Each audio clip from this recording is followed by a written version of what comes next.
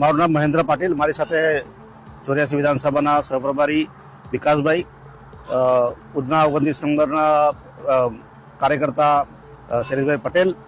આજે અમે આ જે વિસ્તાર છે, આ વિસ્તાર તો પહેલાં 25 નવસારી લોકસભાની અંદર આવે છે.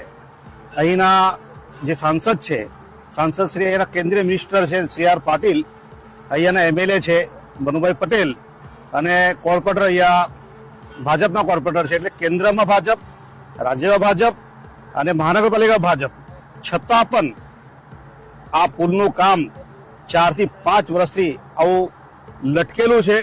અને ગઈકાલે જ કદાચ શહેરની જનતાને ખબર હશે કે અહીં આવીને આ લોકો આગળના બ્રિજનું ઉદ્ઘાટન કરી ગયા, અને ઉદ્ઘાટન કરીને બ્રિજ ચાલુ તો કરી નાખ્યો, પણ બ્રિજ પછી ઉતરીને જવું ક્યાં એ લોકો માટે એક મોટો પ્રશ્ન ઉભો થઈ ગયો છે. લોકોને કેટલી સમસ્યા આવી રહી છે અને શું કહેશે? લોકોને તો એવું હતું કે ભાઈ અમને એક અમારા સુખાકારીમાં એક વધારો થયો, જો પાંડેસરાથી ડિંડોલી સાઈડ જવું હોય તો એક્સ્ટ્રા બ્રિજ, અમને એક એક્સ્ટ્રા કનેક્ટિવિટી મળી ગઈ. એમ કરીને લોકો હસ્તે મોઢે આવ્યા, અને આગળ તમને વિચાર કરવો પડે કે સારો આગળ રેલવે છે તો અમારે જવું ક્યાં? આ સુખાકારી નથી, દુખાકારી છે જનતા માટે. કોન્ટ્રાક્ટરને પૂરા પૈસા ચૂકવી દીધા હશે, ત્યાં સુધી હજુ બ્રિજનું કામ બન્યું, કેટલી નિષ્ફળતા?